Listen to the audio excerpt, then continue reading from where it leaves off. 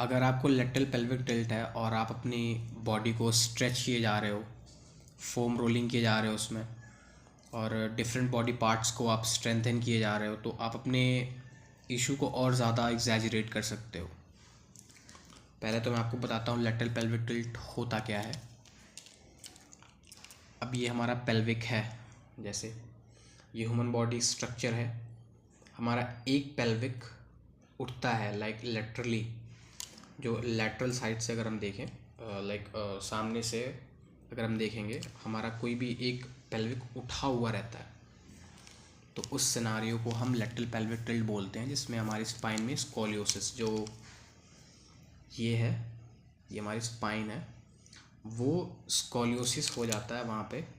हमारी स्ट्रेट जो स्पाइन, पहली बात तो स्ट्रेट स्पाइन है नहीं हमारी, लेकिन फिर भी अगर आप देखोगे जिनको लेटरल पेल्विक टिल्ट होता है, उनकी स्पाइन में जो लैटरल कर्व्स बने होते हैं वो थोड़ा ज़्यादा होते हैं।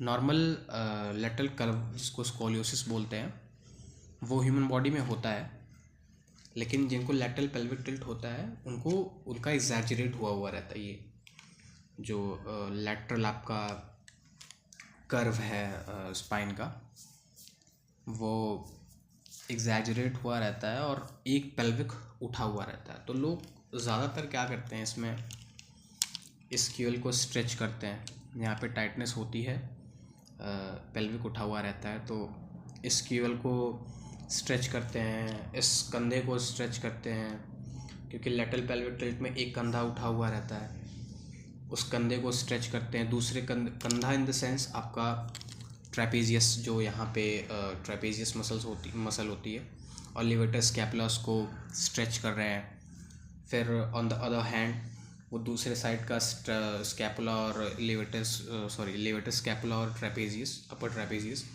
उसको स्ट्रेंथन कर रहे हैं like this to fix lateral pelvic tilt. But this is not the good way.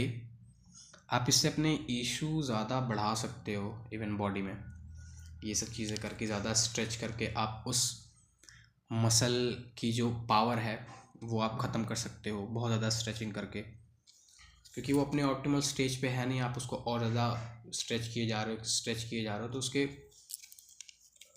Stretching ज़्यादा करने से जो मसल्स की उसकी खुद की पावर होती है वो यूज़ नहीं हो पाती है बॉडी में। तो आपको क्या करना है, आप को अगर लेटरल पेल्विक टिल्ट है तो ध्यान से, जिसको भी लेटरल पेल्विक टिल्ट है, आप कभी भी उसको ध्यान से देखना, उसका एक साइड का रिबकेज भी नीचे गया हुआ रहता है लाइक दिस, मतलब झुका हुआ रहता है, एक साइड टिल्टेड रहता है रिबकेज। तो ये गैप जो बन रहा है पेल्विक और रिबकेज के बीच का गैप, ये कम हो जाता है। पेल्विक उठा हुआ है और ये शोल्डर डाउन रहता है, तो ये वाला स्पेस जो है आपका शॉर्टन होता है, जिसमें आपको क्यूएल में टाइटनेस भी फील होती है लेटरल पेल्विक टिल्ट में, और दूसरे साइड का रिबकेज उठ जाता है, जहाँ पे आपको रिफ्लेयर हो सकता है, होता ही है नॉर्मली। लेटरल पेल्विक टिल्ट जिनको होता है उनको एक साइड पे रिफ्लेयर होता है, बिकॉज उनकी ऑब्लिक मसल्स उस साइड की वीक इतनी हो जाती हैं और बॉडी भी दूसरी तरफ झुकी हुई रहती है। तो ये आप क्या करते हैं लोग कि इस एरिया को स्ट्रेच करते हैं, जबकि स्ट्रेच नहीं करना है आपको। इस एरिया जो आपका रिबकेज नीचे गया हुआ है उसको एक्सपैंड करना है। इस एरिया को अगर आप एक्सपैंड करोगे, यहाँ पे आप हवा भरोगे रिबकेज में इस साइड पे, तो ये रिबकेज क्या होगा, जो ऐसे इस पोजीशन में है, फिर वो अपने सही पोजीशन में आएगा एक्सपेंशन के बाद। इधर आपको एक्सपैंड करना है, और जिस साइड आपका वीक है इधर प्लैंक करके वहाँ के जो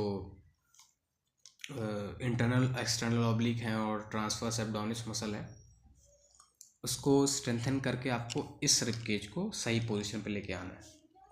तो आपकी जो बॉडी एक साइड झुकी हुई है, या फिर रिबकेज आपका एक साइड ऐसे टिल्टेड हुआ रहता है, उससे आप यहाँ पे एक्सपैंड करने से आपका रिबकेज सही पोजीशन पे आएगा, जिससे आप लेटरल पेल्विक टिल्ट की वजह से आपकी बॉडी में हो रहे इशू को आप रिजॉल्व कर सकते हो।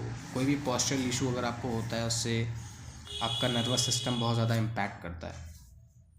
सपोज़ अगर आपका पीछे का अपर बैक भी कंप्रेस्ड है पूरा, तो इसमें काफ़ी नर्व एंडिंग्स गई हुई हैं यहाँ ब्रेन से, तो अगर वहाँ पे कंप्रेशन जा रहा है बार बार, तो नर्व्स पे कंप्रेशन हो रहा है, जिसकी वजह से पूरी बॉडी में इशू हो सकता है। तो बेटर वे है आप रिबकेज एक्सपैंड करके लेटरल पेल्विक टिल्ट सॉल्व करो, ठीक है। और स्ट्रेचिंग को आप टाटा बाय बाय कर दो अगर आप लेटरल पेल्विक टिल्ट रिजॉल्व करना चाहते हो, या फिर उससे हो रहे इशू आपके बॉडी में वो आप रिजॉल्व करना चाहते हो, तो स्ट्रेचिंग आप बंद कर दो, क्योंकि स्ट्रेचिंग बाय द टाइम आपको बहुत ज़्यादा प्रॉब्लम क्रिएट कर सकती है आपकी बॉडी में। So it's better to do breathing. It's better to expand your rib cage here